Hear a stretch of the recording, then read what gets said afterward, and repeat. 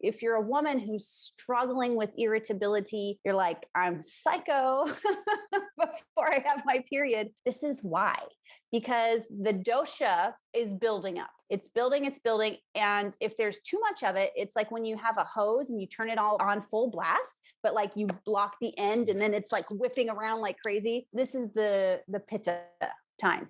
The PMS, PMDD. We're going through that follicular phase. Now we're at the point where you're about to pop out an egg. Well, that's where it starts to come in. That's where it starts to be triggered because, fire, like I'm hot for you, right? That's the pitta. It's the fire component.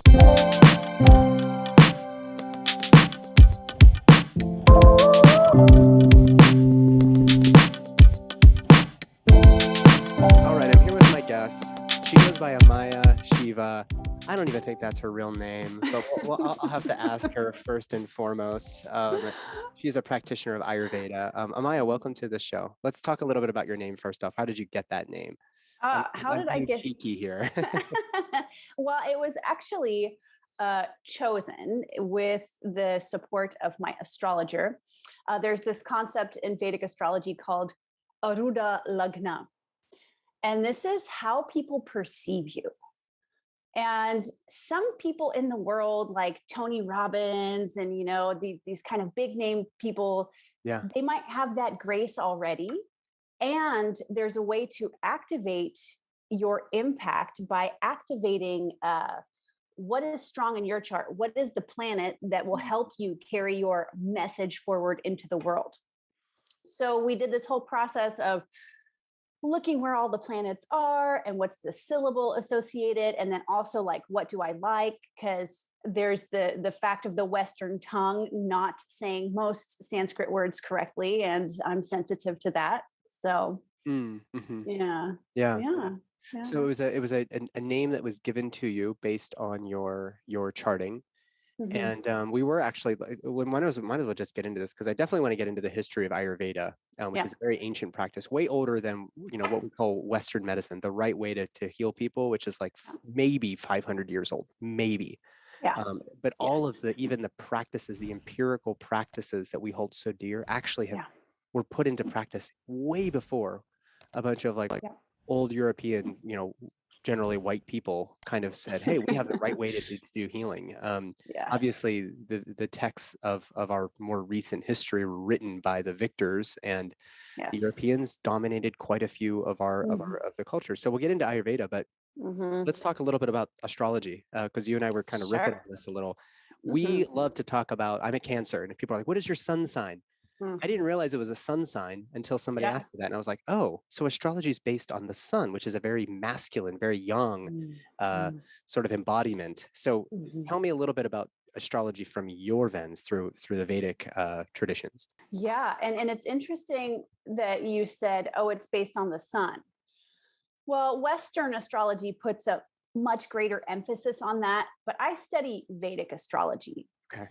And historically, that is a very lunar science. Like all of the Hindu calendars are based on the solely lunar calendar.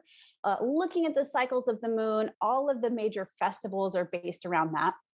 And there are 27 lunar constellations versus the 12 solar. Yeah. And the thing that happens with Western astrology is people are like, oh, I'm a Cancer. Everybody born in this 30 days is the same person. Are you kidding me? Of course not. Look around. Perhaps you can create some similarities in your mind, but truthfully, it's so much more nuanced than that. Understanding where that planet is sitting in the chart. If you have the way we understand it, say you have the sun, like I do, sitting in the 10th house of career. Well, that's great for being an authority and, people will respect you. But if you have that same planet in the 12th house, you're going to hate being recorded. You're going to hate being on stage. It's going to have a very different impact. So, to say you're a Cancer, I mean, you're probably not in Vedic astrology. You're probably something else. Right? In Western, my whole life has been a lie. It's been a lie. Hi. So there's so much more to it, right? And I think it's cute. I mean, any way that people can connect to uh, nature and the universe, even if it's a little confused, that's okay. Yeah. Right. Well, it's not like any system has this all figured out, and Yeah. getting into the sort of the history of one thing I did want to mention is something that has occurred to me recently, that there are 13 lunar cycles in the year, and therefore women could expect to have 13 menstrual cycles. However, we have 12 months, which I think is a really interesting co-opting in some way of the calendar system, which originally must have been far more steeped in nature, which in women being inextricably linked with nature for time immemorial. Right. It makes sense actually for us to be studying perhaps the lunar cycles along with the solar cycles. I know the Chinese calendar, because I'm a little bit more adept with the Chinese medicine sort of paradigm. It's based on the lunar cycle. They call it like the luni-solar calendar or something like that, and it's based on Probably, yeah. Solely lunar. Solely lunar is solely the term. lunar. Yeah, exactly. So, anyways, that's just a quick aside. Yes. Ayurveda, you had mentioned that it's roughly 6,000 years old, which is really when Chinese medicine, and we're not talking about traditional Chinese medicine, we're talking about the OG Chinese medicine, so misnomer, was roughly 6,000 years ago as well. But then you corrected me because I was like, it's probably a lot older than that, right? And you were like, well, what did you say? Well, I mean, basically Ayurveda is the nature of the universe and how that applies to human life and living, right? Like the literal translation of Ayurveda is Ayur, which means life, and Veda, which is science or study of, right? So That's awesome. It's a revealed system. It's not something that humans made up. Like we didn't make up gravity. Like it's been there the whole time. Yeah. Nobody discovered gravity. That's an absurd concept, right? It's been there. Now somebody may have labeled it and presented it in a way that becomes digestible and useful, right? And that's what was happening with the rishis and seers. They were presenting this information in a way that we can then apply to our daily lives so that we can experience the four aims of human life, which are dharma, artha, kama, and moksha. Can you describe those four real quickly? Yes, absolutely. Yes. So dharma is your contribution to society. And there's this kind of current obsession, like I have to get paid for my dharma. Sometimes, if that's your karma, like you're lucky, but it might not be that for you. And so it can be as simple as singing for joy and sharing the beauty of your voice with people. So it's like prayer. your life purpose, sort of like, this is why I'm here, kind of. Yeah. It's your special sauce. It's your gift, right? I love that. Yeah. And then we've got artha, which is how you make money. And again, there are like these conditions we look for in astrology to know, hey, can you make money off of your dharma, or do you need to do something else? So we need a certain amount of wealth to survive and sustain ourselves. And its importance, right? Because if you're struggling to meet your basic needs, well, how in the heck are you going to focus on your dharma? Right. You can't do shit. And then there is dharma, artha, kama, which is sex, connection, and intimacy.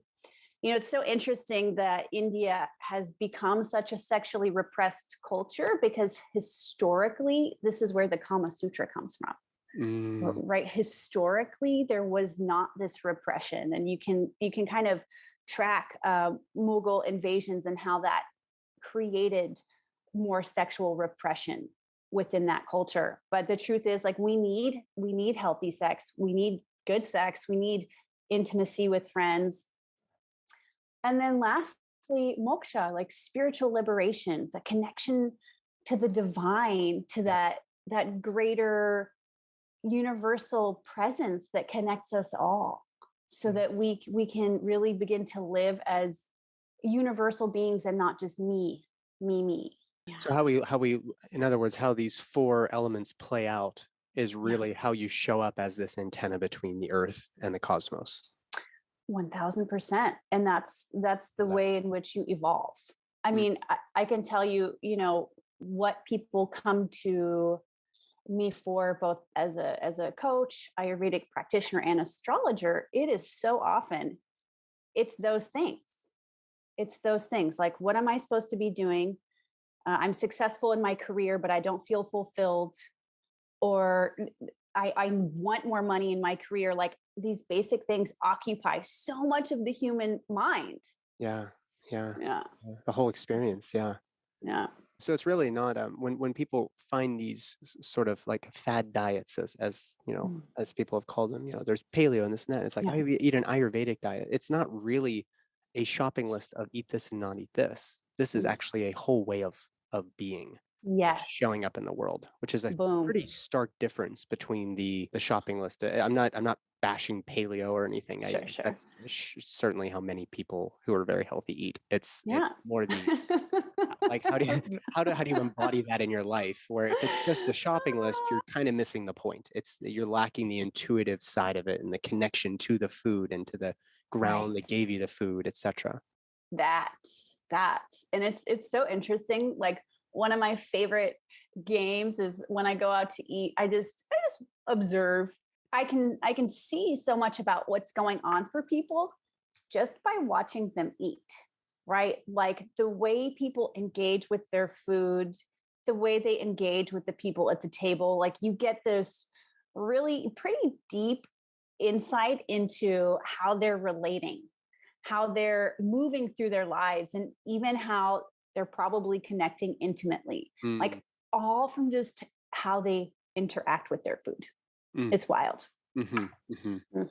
Yeah, what's coming up for me is I remember being at a wellness retreat recently, and they have the spread of food there, and I won't mention the name of the retreat because a friend of mine runs it, but as we'll talk about, it was sort of like everybody's doing the same thing here. Everybody's gonna eat the same food. Everybody's gonna do the same activities during the same part of the day, no matter where you are in your cycle as a female or wherever we are in the seasons. Doesn't matter where the moon is in the sky, we're going to do all the same things. We're going to jump in cold tubs. We're going to meditate. We're going to do yoga. They're like check boxes for healthy things you do. Yes. Well, as you collect this bundle of things that we do to keep ourselves healthy, are we getting healthier? No, we're not. We're not. Like, there's nobody out there who's living forever.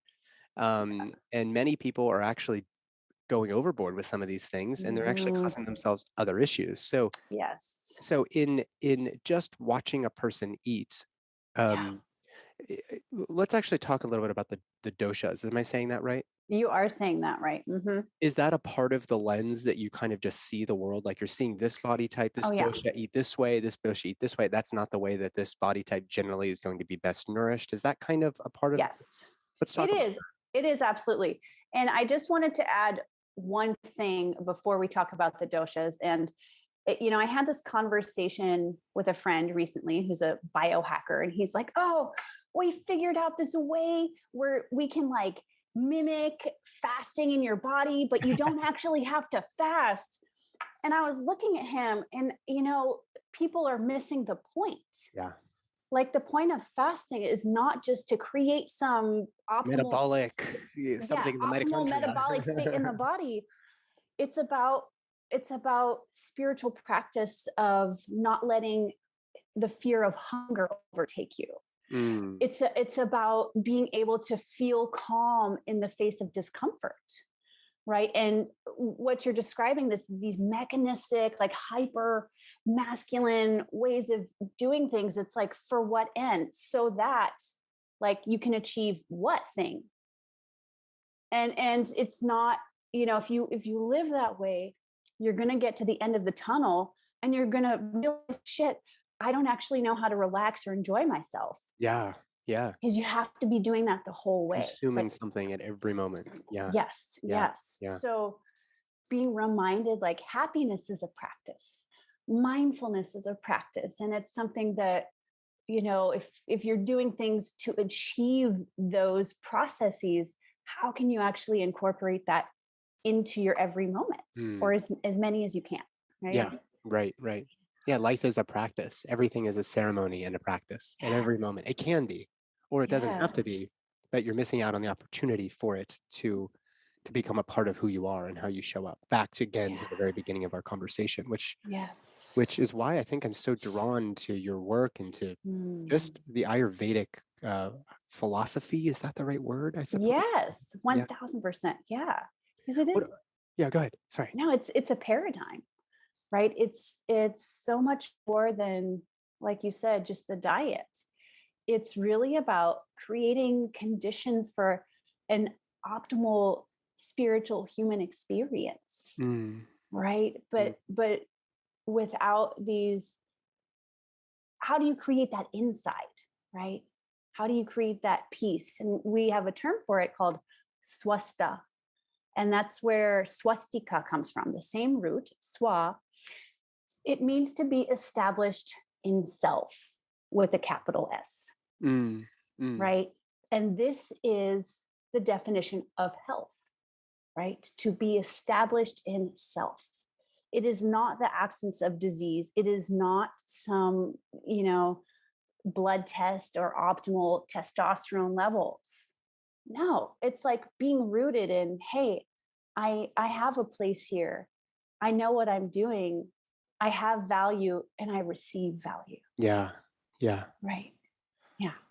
Man, I mean, that's basically my entire practice. That is what I've it's not struggle for me. It's what I struggle for people to understand whenever they come to me with like, I got $500 worth of labs. Can you help me figure myself out?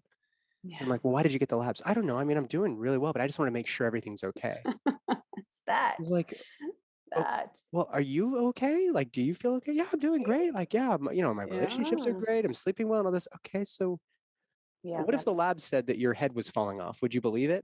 You'd be like, oh shit. Oh my God, my head. Make sure it doesn't fall off.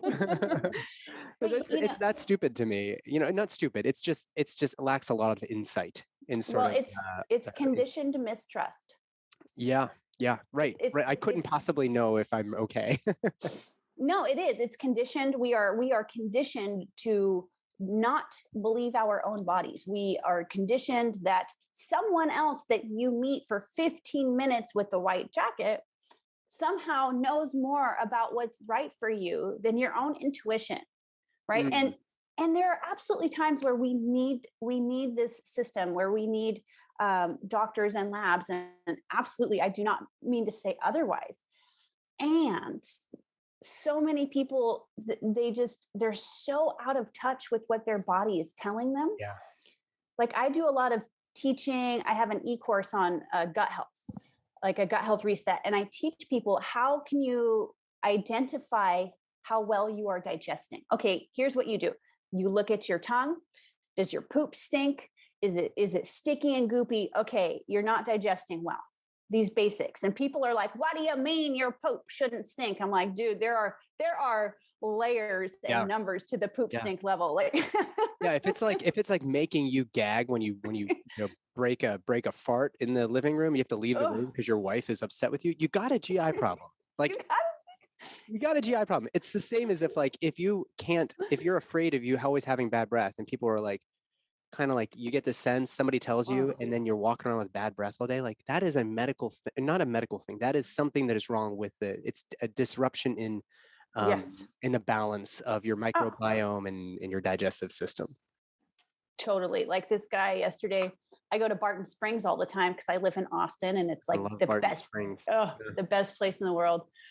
And this guy approaches me, and he wants to create a whole series on Ayurveda with me. And he's talking about how people don't digest well and all this stuff. I can like smell his bad. And I'm like, bro. Yeah. I mean, it's they call it halitosis or whatever. But I mean, all of those bugs are there to support you. And your bugs are going to reflect what you're feeding the bugs. So, and the bugs, bugs are bad. No, like you have got viruses, fungi, bacteria, protozoa. They're all over your skin in every orifice, from your anus to your nose to on your eyeballs. You've got them everywhere. I feel like we should make a rhyme about that, like a children's rhyme. We should. It could be like I can be like my new like intro theme music or something. Yeah. I get so tired of talking about this. Bugs in your eyes, eyes and bugs on your ass. Bugs in your cracks and bugs In the grass. in the grass. Yeah, my little daughter will love that one because she loves taking those little like ass and just, or shit. She'll say like, oh shit, as she's going up the stairs. And I'm like, she had to have learned that from me. There's no way. She did not learn that from Super Simple Songs in Espanol on YouTube. It wasn't Baby Shark. No, Baby Shark did not teach her shit and ass. No. One other thing I wanted to say, and I'm good friends and a student of Paul Chek. I was their OBGYN. They've got this big practice in Southern California. And one thing that is really emphasized in that course that we didn't talk at all about in medical school was the quality of your bowel movements and how this might reflect some upstream issue. But yeah, I think you described it perfectly, especially the odor. Like it actually can almost, dare I say, almost be a pleasant smell when you have normal bowel movements. It's like an earthy smell. Like it reflects what's inside of you. And yes, it's not like something you want to smear all over yourself, but it is like, that's a healthy poop. Yeah. Well, that's like Ayurveda 2.0 is when you start smearing yourself with your own feces. I will not. No, that is not Ayurveda 2.0. Though cow dung is used a lot in traditional medicines. Yeah. Tell me about that. I'm curious. Yeah. I don't know too much. There's so many medicinal preparations. Cow urine is like gold. Really? Gomutra. And it's used in a lot of traditional preparations. Like they'll soak these metallic preparations to remove impurities. Like nanoparticle technology existed thousands of years ago. And it's an Ayurvedic Bhasma medicine. Wow. So they're doing these like really complicated extractions using very simple technologies that we now have taken for granted as like the purview of science. But, well, it is the purview of science, but this not the science that we hold near and dear, represented by big pharma and people in white coats nowadays. Yeah. Yeah. Well, tell me a little bit about your life and what your dosha type is, and then use to illustrate, maybe talk about all three doshas and then talk about how your life might differ from a different dosha type based on your, how you characterize yourself. Yeah. Well, I'll tell you how messed up I was before I found Ayurveda, because that's a pretty interesting story. So I am a Pitta Vata person, but I've had a Vata imbalance for like most of my life, right? I had no idea what was wrong with me. I was one of those people that like, I grew up in that age of like, oh, you should have minimal fat and like salad is really good for you. And so I was eating that way and like really skinny and like exhausted all the time, but I'm like, it's cool. I'll just drink coffee and smoke cigarettes. Like that's really going to make up for it. So I followed this lifestyle of being pretty fit and exercising regularly, but it was just like super drained. Like I felt like shit. And then I had chronic back pain that started when I was 14 and would leave me like unable to walk for a week of every month, and just on and on and on it went. And it turns out that all of that was caused by eating and living a lifestyle that was not in alignment with my constitution type, and that my back pain was caused by my poor digestion. And I found this out. I had gone on this trip to India with my ex-husband, and we were traveling to this Ayurvedic center, like not with the intention of getting any kind of Ayurvedic care, but just to go. We have this friend, Dr. Robert Svoboda. I don't know if you know who he is. No, I don't. Tell me a little bit more. He's the first Westerner to have graduated from a school of Ayurveda in India in 1981. Oh, wow. Supremely interesting fellow. Like you should look him up. What's his name again? Robert Svoboda. Svoboda. Okay. That last name does kind of sound familiar. It's an unusual last name, but yeah, I'll have to look. Has he written a book specifically that I might recognize? Many. Okay. Many books. Maybe that's Yeah, where I yeah. saw it, because people send me books all the time and I'm like, Yeah, yeah, yeah. oh my But God. like cool books about like the Agoris in India, who are like the people that live in graveyards smearing ash on themselves Oh, and yeah, yeah, yeah. like eating Yeah. corpses and shit like that, like wild stuff. So we were going to this hospital that he had linked us up with because we were going to go do a meditation retreat. I was married at the time. And we get there, like we had been on this train for 2 days, 102-degree fever, just like rattled around in second class in this Good Lord. gross brown leather bench in this Indian, train car. And Those train cars have not been updated or for cleaned. 100 years. Yeah, or cleaned. Yeah, and the toilets are like holes that just drop onto the tracks. I remember. It was always like the most entertaining part of the story. You just poop onto the train track. You're like, okay. It's like, yeah, my stinky, poopy policeman just splats down there, and you can imagine walking along the tracks because those trains are carrying like thousands of people back and forth between every city. So, anyways. Oh yeah, and so that's why you don't eat food at train stations, because they sell like to-go stuff in these little tin containers, and people walk up and down the tracks picking up the used tins that have often touched people's poop. So and they don't just do rinse that. them out and reuse them. Is that? Rinsing, okay. Okay, Mr. Hygiene. Yeah. Yeah. So we ended up at this Ayurvedic hospital, and I told them about my health history, because they looked at us and they were like, "You white people must stay. you're gonna die if you keep traveling." Yeah. So I told them about my back pain, and they asked me about my digestion, and I was like, y'all are tripping. Excuse me, my food. What am I eating? Because I had done physical therapy, PT, all the things, and to very little success, actually, to try and solve this problem. Because I'm not someone that just takes it. I'll keep trying until I get to the answer. Man, I left that hospital 90 days later, after 2 weeks of treatment and 3 months of herbs. My back pain was 80% gone. Like something that had caused me to quit my band. Like I was a drummer in a metal band. I was training martial arts. I was doing all this stuff that I had to stop because I was in so much pain. I could barely bend over to put on a sock. Wow. Yeah. And you thought it was like back pain, like typical muscle or whatever. I had no idea what it was, but yes, I assumed it was muscular kind of thing. It was undigested food. No way. No joke, what we call undigested food, that the gunk of which moved through the semi-permeable membrane of the intestines into a place there was space, which is what? Where's there space? Your abdominal cavity, I suppose. No? Your nerve endings, right? Oh, so you actually synapses. Oh, wow. Yeah. So basically, all this undigested food was being pushed, centrifugal force of the capoeira and all the martial art kind of stuff that I did, being pushed into the deep tissues. And there was so much of it because I was such an unhealthy eater. Like I was eating tons of peanut butter and like a crappy vegetarian for a long time. And that, after 14 years of trying to solve that problem, to have it dissolve in 90 days, I was like, what is this? I'm going to go learn it. Yeah. Yeah. So then I went to Ayurveda school and I learned about the doshas.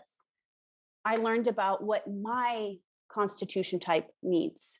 I had been eating totally wrong, living the wrong lifestyle, living in this hyper masculine, like I must achieve. If I'm in pain and menstruating, I'm still going to lift weights. Like this crazy, totally like dysfunctional way of being that didn't honor my body, my needs. It didn't honor that I need rest as a human being. And it made life this, I was making life very mechanistic. Mm-hmm. I need to achieve X, Y, Z. Yeah. I'm like, I'm going to graduate magna cum laude and don't talk to me. Don't breathe too loud in class because I'll murder you. I can't hear the teacher, this kind of like intensity. Pretty intense. which is super pitta, right? By the way, this is a And that's classic. that is your dosha is pitta. That's my dominant. I am pitta vata. So Okay. pitta is we should just segue into the doshas since we're here. So pitta is fire and water. And Nathan, what are some examples of fiery water? Fireball, the cinnamon whiskey. That's what I'm looking for. More of that. Fiery water. Oh, all of the spirits just burn as they're going down. Okay, got it. Yes, they burn. Pass the test. And you pass the test. And what about gasoline? Very literally fiery water. Yeah. Wow. Yeah. What about hydrochloric acid? Yeah. Yeah. Mm-hmm. This is all fiery water. It's this kind of uneasy volatility, right? Right. Because fire and water don't inherently mix, but we can make them. Yeah. And in a balanced state, pitta people are very, very kind of book smart, very good at leading, very good at getting things done. And in an out of balance state, they're hot-headed, they're temperamental. Like, you do not take a road trip with these people unless you have snacks to calm them down. Right? Because that juice box me.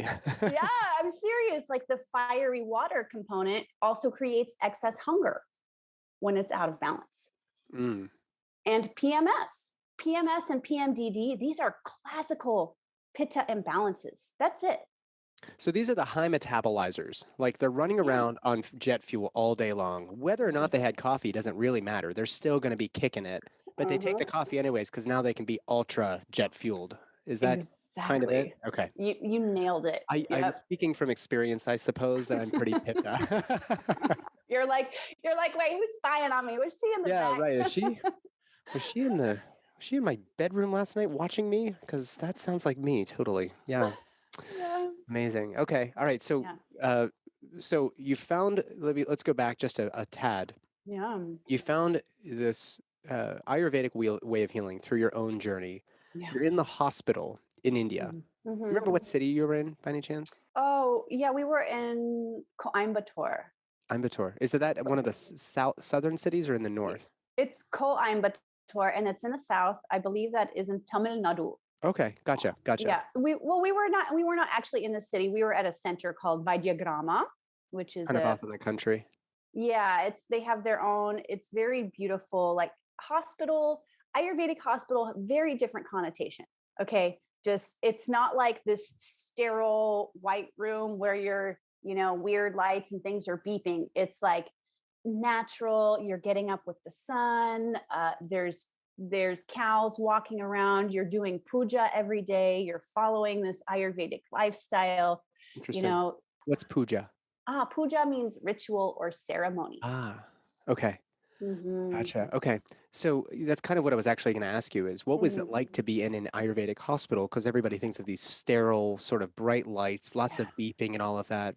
And your circadian rhythms are out of whack. You're getting your blood stuck at 3 a.m. just so the doctor can have it when he rounds at 6:30 before he's in the operating room or whatever. This sounds very, very different. And I'm wondering, did they determine what your dosha was just by like asking you a couple questions, or were they able to like almost sort of intuitively say this is a pitta dominant right here, like just how you show up? Oh, it's both. It's definitely both. Like, I can see you are, like, for example, you are pitta dominant. Yeah. I would guess secondarily vata from looking at you. And then confluence is everything in medicine, right? And in life. So asking questions about, well, what are your concerns? Okay, how is that manifesting? So like that. Okay. Yeah. And then they're bringing you a diet based on helping you to, this is what I always tell people because of the little I know about Ayurveda.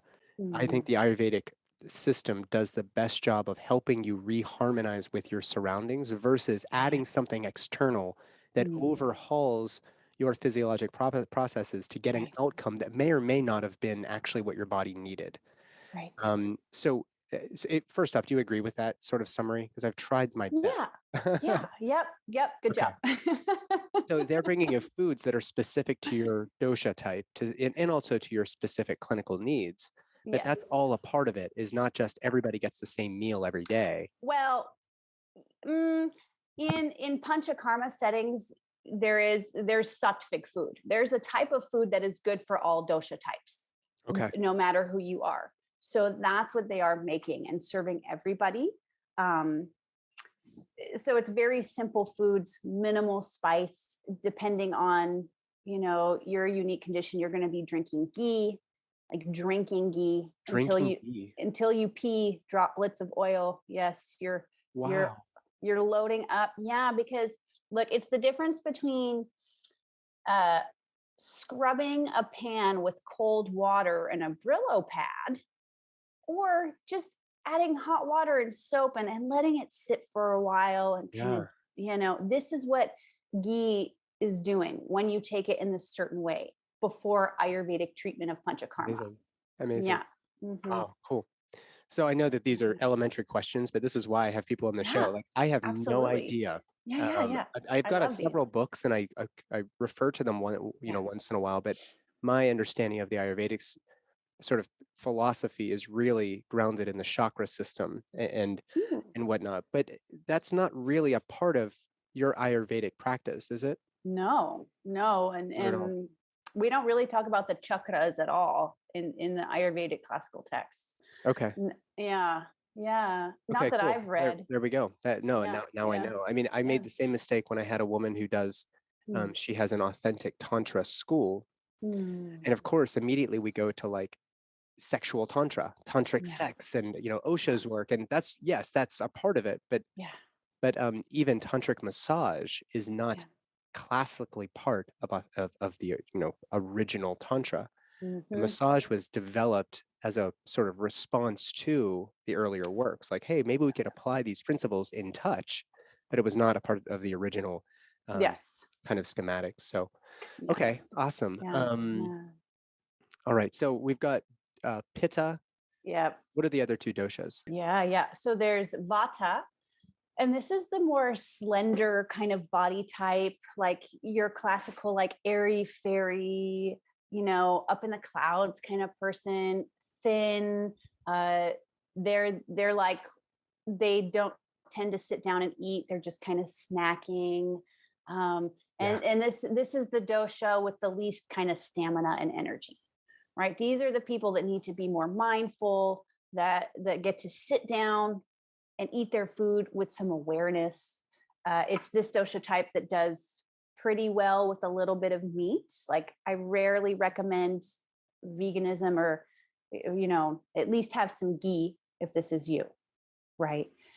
And then we've got Kapha, which is earth and water, right? So Vata dosha is ether and air, which is like, there's no substance to it.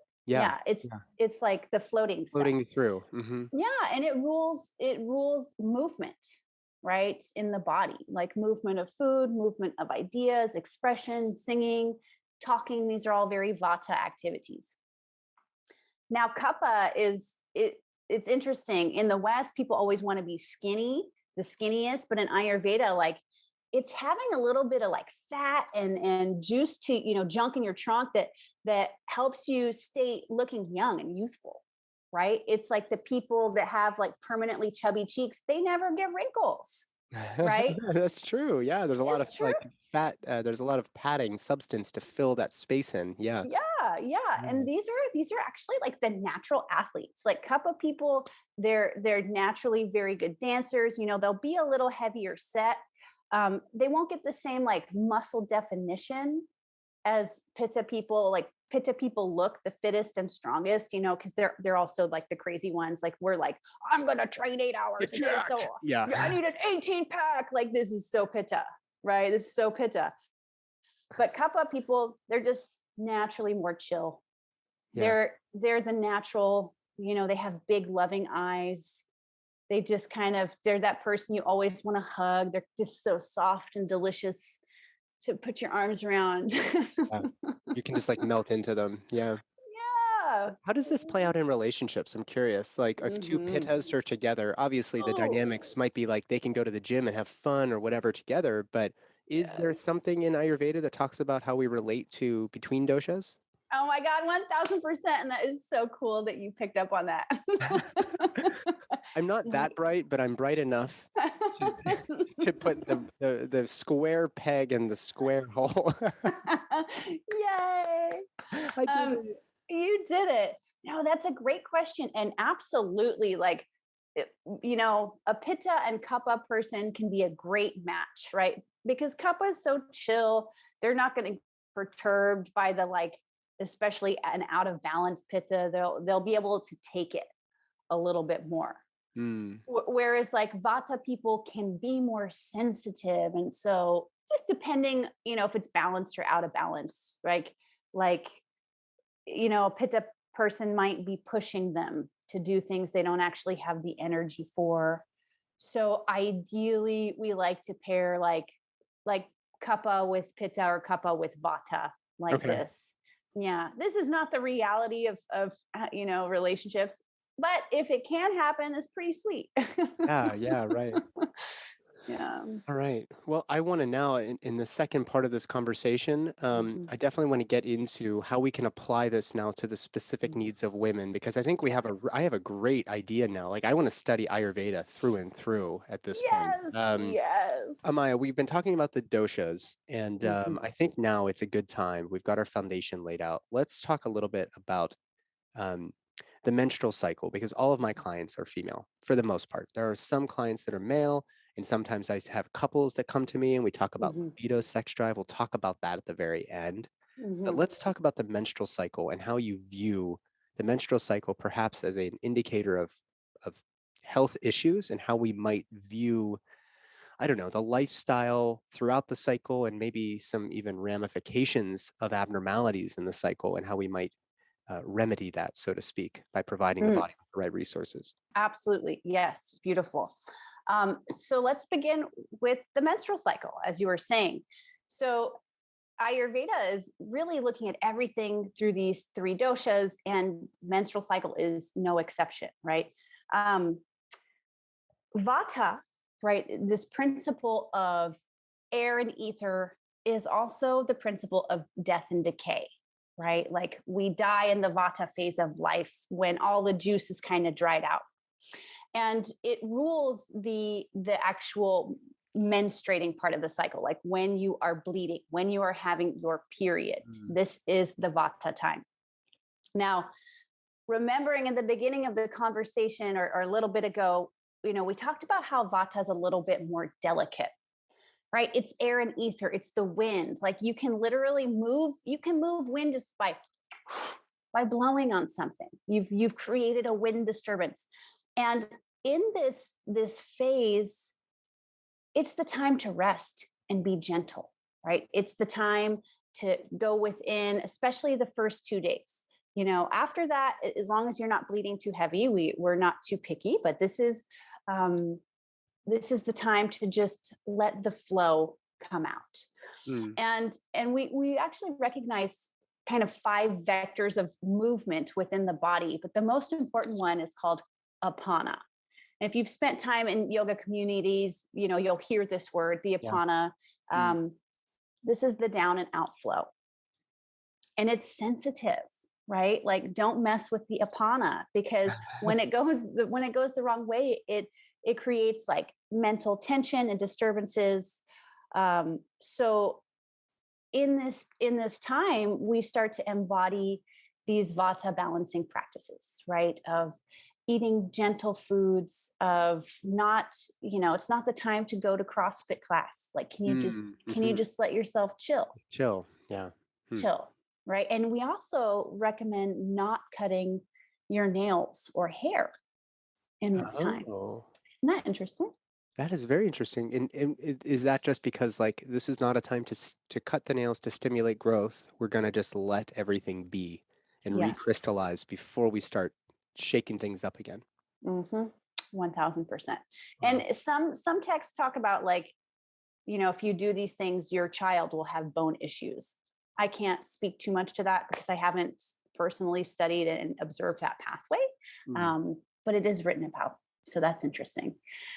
And then, Kapha, what is kapha? Remembering kapha is earth and water. It's like the juiciness, right? It's the time you're building up, you're preparing, your body's getting ready for ovulation.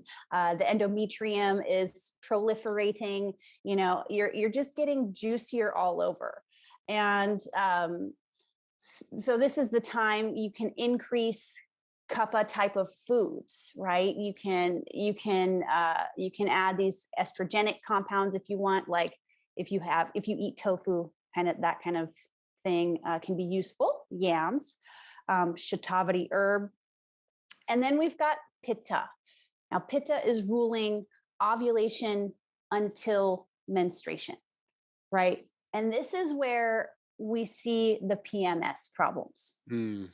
This is where the pitta is increasing, right? It's just getting higher and higher. So if you're a woman who's struggling with irritability, you're like, I'm psycho before I have my period. This is why, because the dosha is building up, right? It's building.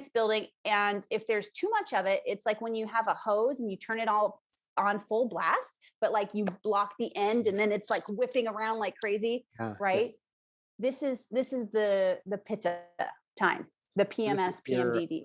Ovulation, we're going through that follicular phase. Now we're at the point where you're about to pop out an egg.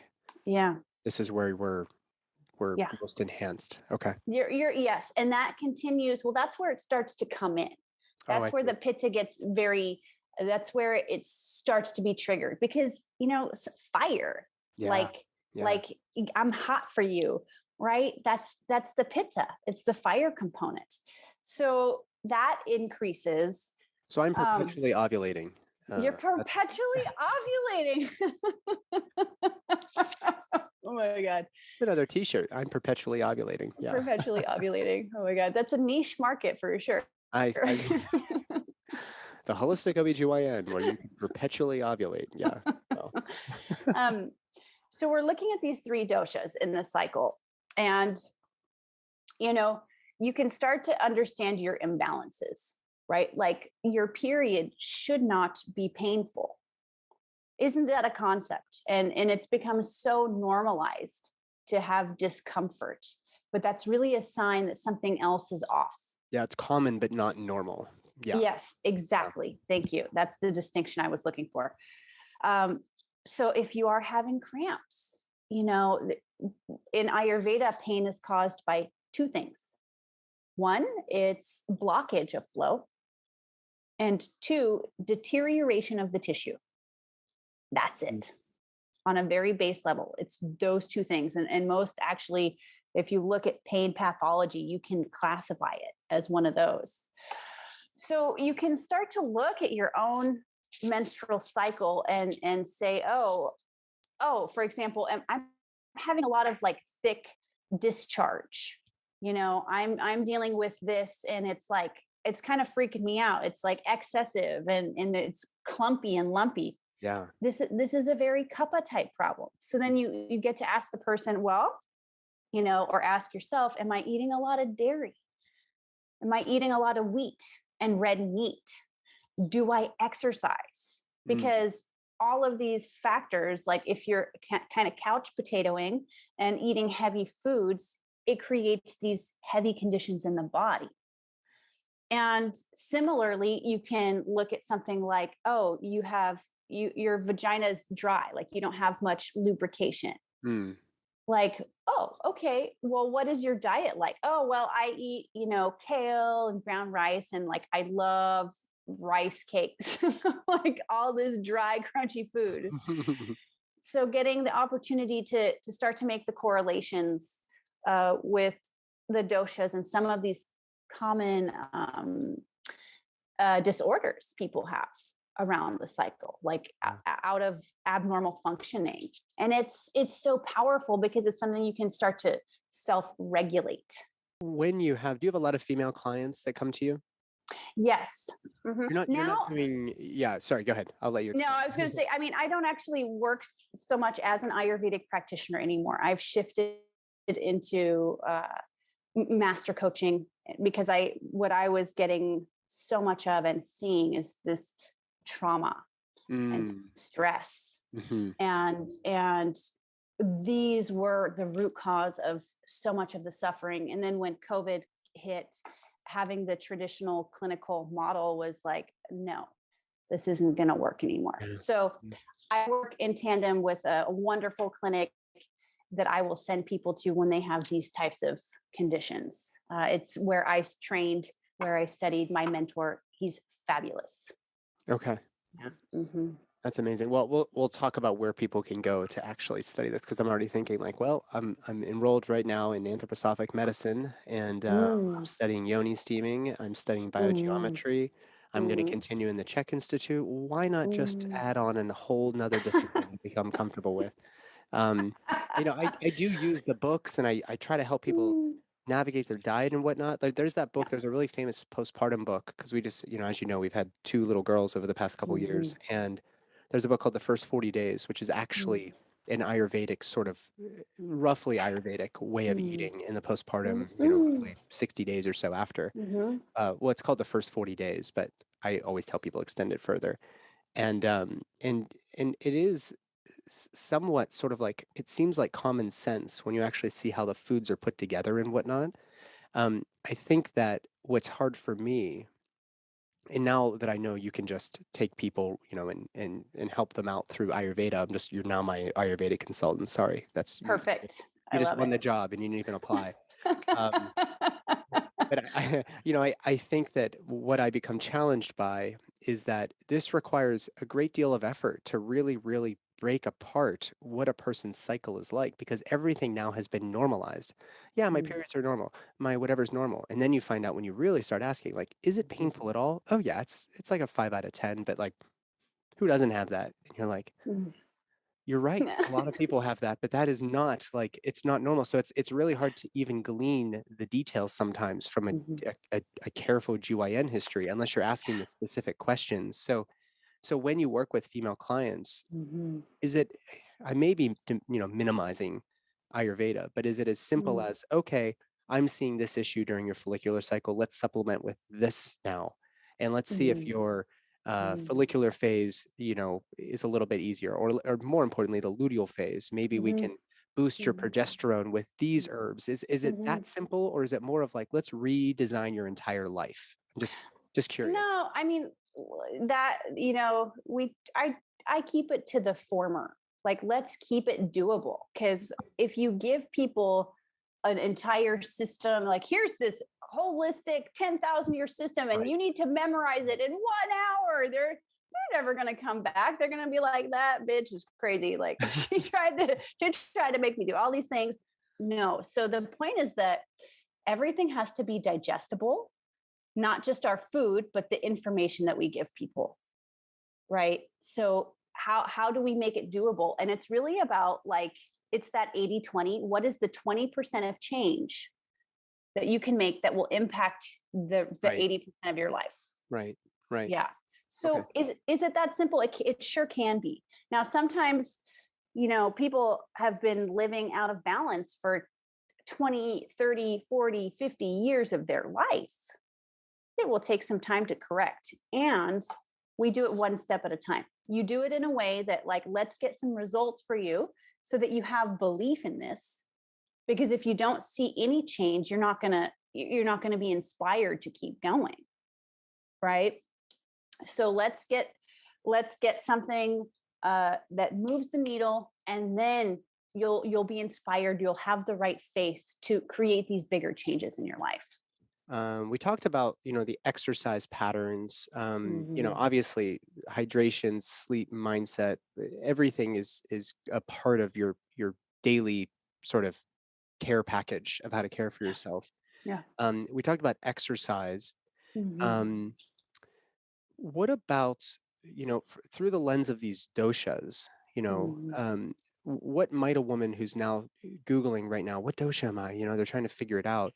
What advice might you give them that would be specific to their dosha around the menstrual cycle? And that could relate to either the follicular or the luteal phase, ovulation or menstruation. What advice do you have for them?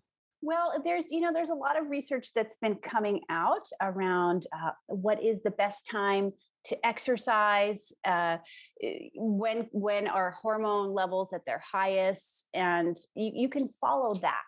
Anybody can follow that, meaning like, and using Ayurvedic terminology, right? When the kapha phase, this post menstruation up to ovulation, because we break it down slightly differently than the West does.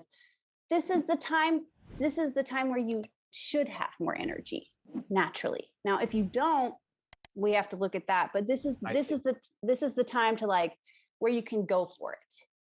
And then as pitta increases, especially towards the end of the cycle, you're slowing it down.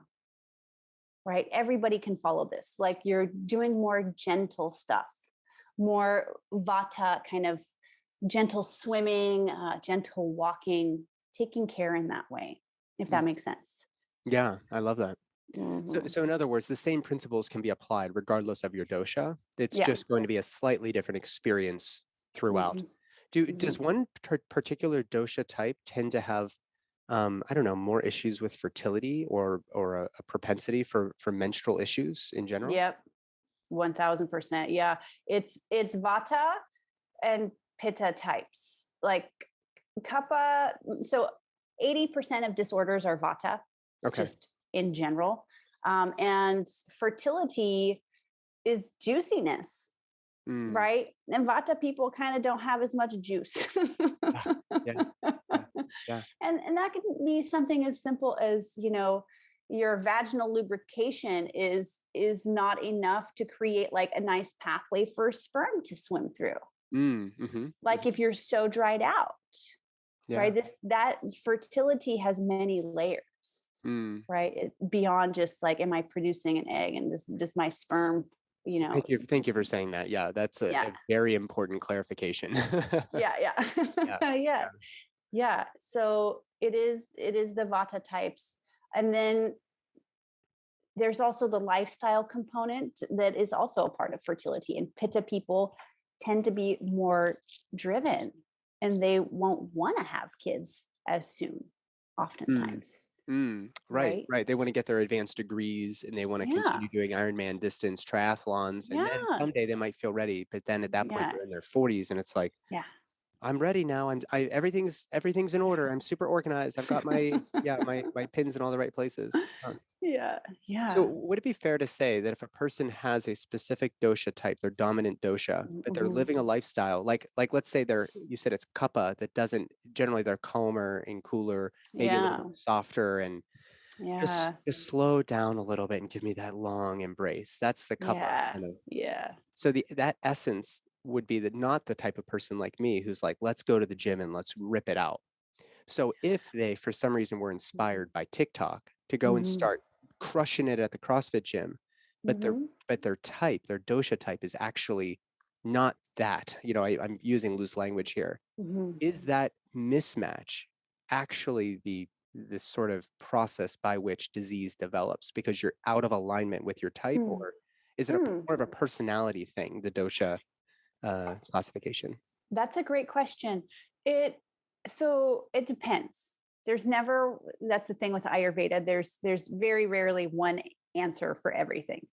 For the kapha person, they actually need some external motivation, like a little extra fire. But then they're like a freight train. It's like to get a huge train moving, it takes a lot of like that initial kind of like, chugging along. Okay. Now there's speed and like, oh my God, you can't stop that thing. Like there's so much power behind it, but it's that initial, right? Like, so for them, it's actually pretty, they have the fire, or I mean, the fuel rather, to have that lifestyle of exercise and emitting a lot of energy. And one of my favorite analogies is candles for the doshas, right? So vata is like this little tea candle, where it's so cute, but you light it and then it burns out pretty quickly and it needs a nap. It's like, I'm done. Pitta is like the medium votive, like it thinks it can go all night. It's like, my fuel's never going to run out, but then it does, a few hours later, and that's fine. And then kapha is like that Mother Mary candle that burns for like 2 days. Right. The Virgin of Guadalupe, Yeah. the vulva, saint of the vulva, Exactly. and those votive Yeah. candles last like 15 years. They do. Yeah. So that's how we can understand the energy, the inherent energy of each dosha type, right? And then you can apply that understanding to things like the menstrual cycle, to things like exercise. Okay, I am naturally this vata type. So, what's going to support me? Well, I think some yoga, Mm, like that kind of stuff is going to be better until I get to a state of balance, or I've built up my kapha and I'm more robust. Um, or I'm pitta. I noticed I've been real feisty lately, and I have been going to CrossFit like 5 days a week, but like I'm kind of, maybe I'm getting a little uptight, and I need to go to yoga nidra.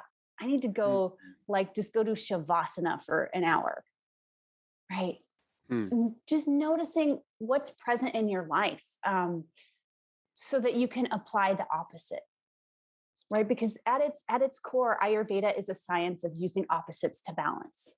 Yeah, totally. I mean, it keeps coming up for me. Like it's so similar to Chinese medicine, where Yeah. we're treating a deficiency here, Mhm. not by isolating the supplement here. We're actually just going to try to balance some of that yin into yang or yang into yin, whichever one's in Mhm. excess. And they do eventually become one another, Yeah. as the yin yang symbol suggests. But this idea of balancing out, it just sounds so much more gentle than let's take this pill to make your kidneys or your heart do this thing. It's Yes. just so I'm just so much more drawn to that. Yeah. Well, and it's interesting, like your initial question, you were like, so say someone comes to you with this disorder, and then you can just tell them what supplement you give. Yeah, yeah, Like, this is a kind of conditioning. yeah. Like, yes, herbal supplements are magical. I make them, I use them. And, there's a bigger picture that we always get to look at. Yeah, I mean the supplementation that we were talking about this earlier, like getting the $500 labs, and a lot of the functional lab doctors out there, the functional medicine docs is what they call Mhm. themselves. All they do is they pepper you with blood draws and urine studies Mm. and all this, and they send it off to the lab. The lab comes back and it shows you're high or low in these things or normal.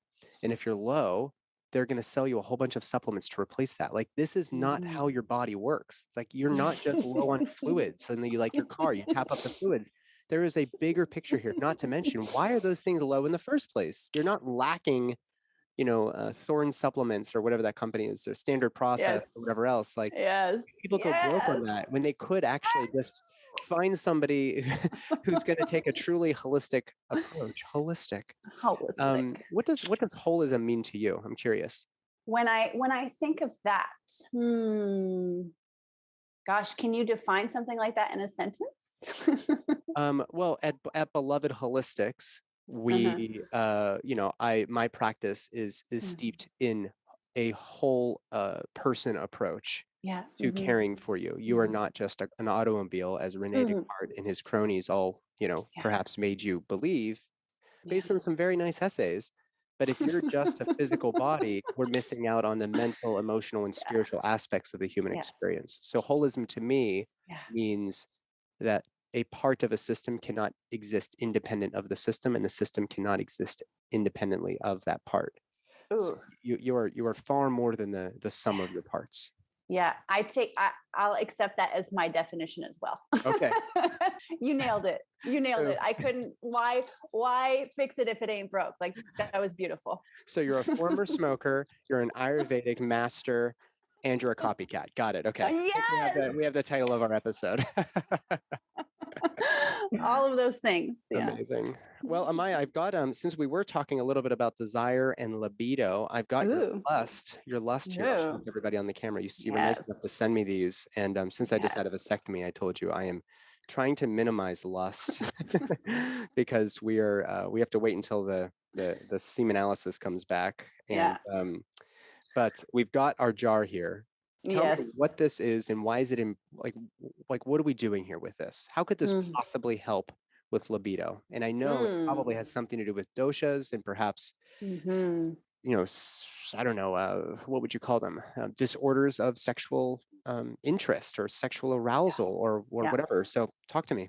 Yeah. Well, this is really interesting. So herbs that have the qualities of being heavy and oily are aphrodisiac in nature, right? Boosters. Yeah. Yeah. So we're talking, it's ashwagandha, right? Which I don't know, what is ashwagandha known for in the West? It's like, what do people take it for? They take it for anxiety For anxiety, sleep and those types of things. Yeah. which is beautiful, but it's also known for giving the virility of a horse, right? Mhm. Just saying. And then Shatabadi is in that mix, which translates to she who has 100 husbands. This is good for both men and with women. Yeah. Okay. I would have said it Shatavari. So Shatavari. No, it's Shatabadi. Yes. And when you say it that way, it sounds so beautiful. And the way you were saying kappa made my like pitta so happy, like great, great A. Yes. Because you'll hear kapha, which is incorrect. There's no fa sound in Sanskrit, but whatever, like that even matters. So it's basically this combination of herbs that's working to not only increase your libido, tribulus terrestris, it's called horny goatweed in the West, right? Goatweed. Yeah. Horny goatweed. Yeah.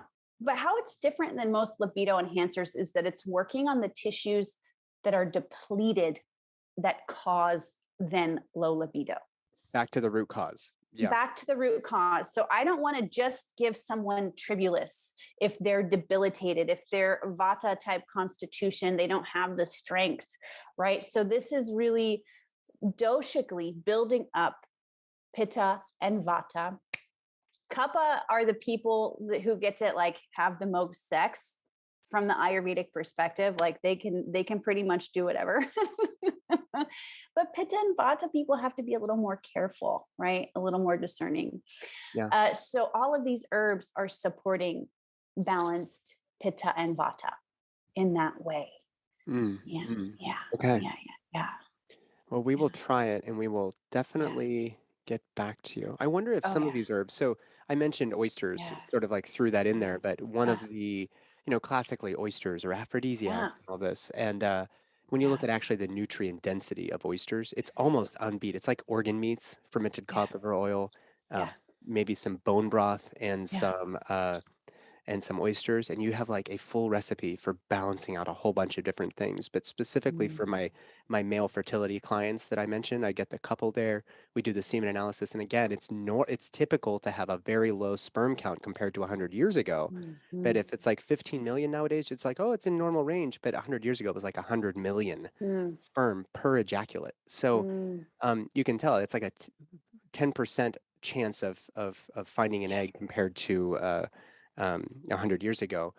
And it's not only just the number of sperm, it's also how are they swimming, one flagella swimming in the right direction, etc. So I get them eating oysters because it supports their spermatogenesis, the development of healthy sperm, but they are also aphrodisiacs. So there's this strange overlap here between the uses of oysters.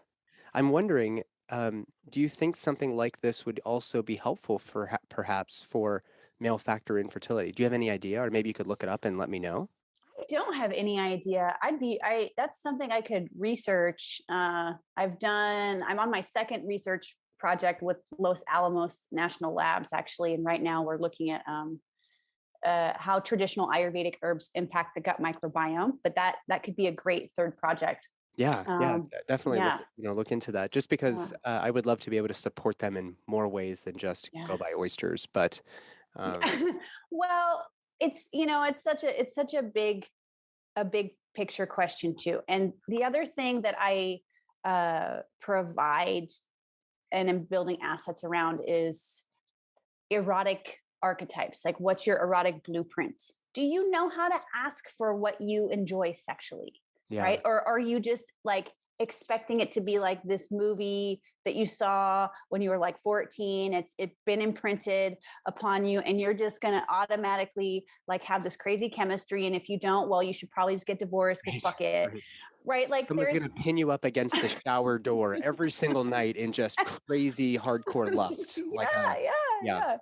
I mean, and this is the expectation. Like people have, they don't realize that intimacy is also something you put effort into, like building an awareness of what you like, asking for it. There's, I always joke that lust stands for let us stay together, right? Like let's like let's put energy into connection. Let's talk about what we like. Let's have those weird conversations like, tell me about your freaky desires or tell someone else about them. And so it's this bigger picture. And the last thing I want to add about that is, we're also going to be giving 1% of profits to organizations in India that support girls who are vulnerable to being sex trafficked, to gender side. Huge over in India, especially. Yeah. It's huge. And sexual perversion comes from sexual repression. Mm-hmm. So one of these questions I'm starting to ask myself is, how can I, oh my God, and this is such a huge thing to tackle, but how can I start to bring this awareness into places like India that have been so repressed and there's so much abuse happening? And how can we be bold and share openly in this country as well, right? Because this is what will actually protect young boys and girls from abuse. This is what will create outlets for people's repressed sexual energy. Because this is such a big thing. We all come from sex, but it's just not talked about in an open enough way. Yeah, when this was all repressed, one more final question.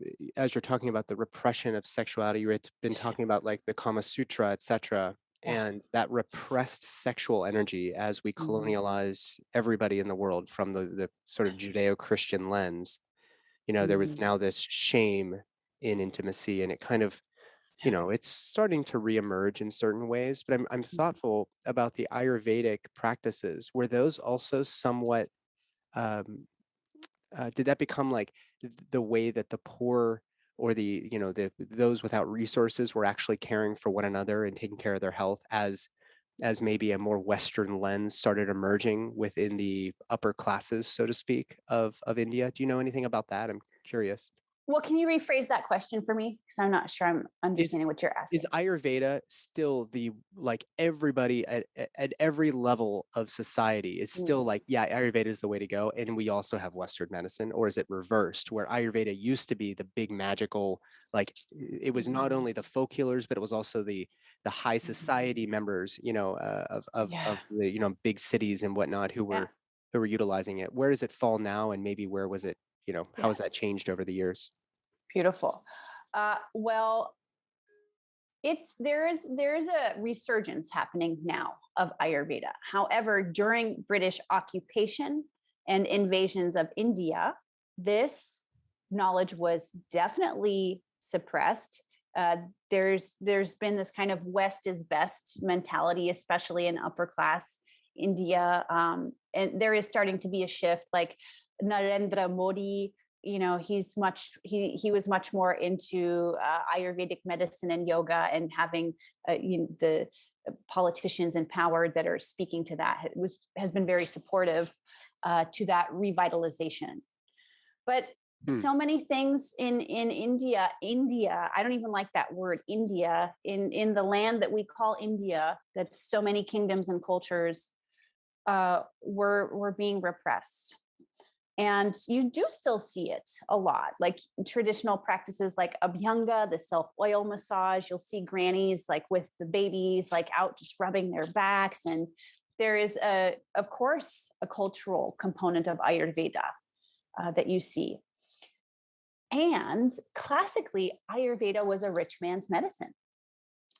And this is so interesting, in the Charak Samhita, which is one of the Brihat Trayi, or Great Three texts of Ayurveda, the ideal client is described as wealthy, right? The ideal client is described as wealthy. Isn't that interesting? Yeah. Because it is an investment. Like it's, I've spent tens of thousands of dollars on my Ayurvedic treatments. And to me, because health is my greatest wealth, like it's absolutely worth it. But it does require resources. Yeah. Yeah. Man. Yeah, there's a touch of this, a sliver of why I asked that question was, people don't realize that India was under British, you know, rule for like 100 years. It was a long period of time, probably longer than that. I'd have to look it up, but Yeah. it was essentially a changing entirely of the landscape of Indian culture in some ways. Like cities were renamed. When I was in India, I remember I was in a city called Chennai, which was recently renamed Chennai, but had been known as Madras, which was the name given by the British. Yeah. And then the people, of India, especially in Chennai, decided, you know what, we're in 1996, somewhere in there, they were like, we're going to rename it its original name, because that was the British colonizers' name for this. Yeah. And so when a country, right? It's continent, much more than a country. It's a continent in and of itself. Yeah. When it goes through such radical shifts, I always just wonder, as these the colonizers go in and start changing the language and start trying to mess with the politics and their religious traditions and renaming their cities. I mean, good Lord. Yeah. Were these traditions kind of just passed along through maybe the folk healers and whatnot? That's kind of like what I'm imagining. Yes. Because the British had a better way of doing everything, I'm sure. Of course. No, you're right. That is how things were being passed along. And there are these kind of vestiges, like these little hot spots in India where people would flee invaders. And one really interesting place is like Puri, for example, which is on the eastern coast. And a lot of people fled there practicing traditional arts. It's not known so much for Ayurveda, but even astrologers, or these spiritual lineages would go there because it's in the jungle. Like nobody wants to deal with the jungle, so they'd go hide there. Or in southern India, there's the Ashtavaidya tradition. So there are 8 branches of Ayurveda, and Ashtavaidya is someone who was born into a lineage of Ayurveda. They start studying at age 4, and to even be considered for like higher level studies, they have to memorize this whole book called the Ashtanga Hridayam, right? And then maybe we'll let you be a student. Wow. It's very different, and a lot of these people kept practicing in the face of adversity and in the face of persecution, and thank God. Yeah. Thank God. Yeah. Mm-hmm. Amazing. Well, Amaya, I hope that we're friends for a long time, because you have such a wealth of knowledge. I feel like you're like my soul sister from another life or something. We're nerds. I haven't laughed that much on a podcast for a while, so thank you for just keeping things light over here. Tell everybody, first off, before we even get into your products, please also, if anybody's interested in studying Ayurveda, what would be the best way for them to do that? Asking for a friend. Asking for a friend. Well, it depends on how deep you want to go. So there are a couple schools. I'll tell you where I went to school. I studied at the Ayurvedic Institute, which is now shifted from Albuquerque. They're moving to Asheville. And North Carolina? Yeah. Oh, man, Asheville's attracting a lot of that type of stuff. I know. I want to go there too. There's like an 8th generation Chinese medicine practitioner there that everybody flocks to. And it's like Asheville of all places. But anyways, go ahead. So there's that program, which is, I believe they have a 2-year program. I did their 2-year program plus a clinical internship that they were then offering. I don't know what that's like now. However, if you want to go deep into traditional after that, I highly recommend the Arogya Center in Albuquerque. Yeah. Okay. Now this is like, you're gonna learn Sanskrit and you're gonna chant from the text and you're gonna become the Ayurveda, which Vidya means knowledge, and like you can actually do spiritual practice to these art forms like Ayurveda and Jyotish, so that these beings, this energy, the spirit will just gift you the answers. It will tell you what's wrong with people. It will tell you the solution, right? You become a vessel for something divine and so much greater than just your limited ego and human framework. Wow. Yeah. So there are people out there that want to go really deep. They're pittas like us. Yes. Well, gosh. Okay. Well, I'll have to put that. That'll be my 2023 sort of. I saw your fantasy. You're like, wow. Yeah, you see me like flying off into outer space, and I'm like, I'm gonna be one of those someday. And it's like, good Lord, dude, can you just be a dad and a husband? Yeah, I bet we'll have to do like a little reading for you sometime. I'd be so curious. I have some ideas about what I think your ascendant is.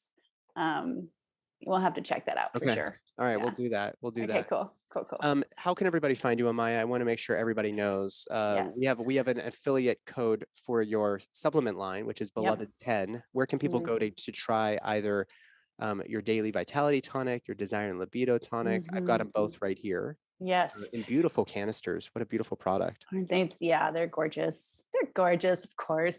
So you gorge. You can get those at siddhalabs.com, SIDDHA, the word labs.com. And then if you want to connect with me, the easiest is through my Instagram at Amaya Shiva, or my website, which will be live again in a week. So by the time this is out. Yeah. Yeah, for sure. Okay. We'll send everybody your way. I am in love with everything that you stand for. So thank you so much for spending some time with me today. I know this was a longer winded one. I don't usually go this long with podcasts. So thanks for being so gracious. Oh my goodness. Thank you so much. Like this is the best thing ever to get to talk about and share this. Like what a gift and honor. Yeah. Right. That's why we learn this to give it to others. Yeah. Mm-hmm. Well, thank you. When I'm in Austin again, we'll go hang out at Barton Springs. How about that? Yes, we will. Absolutely. All right. Take care. All right. Thank you so much.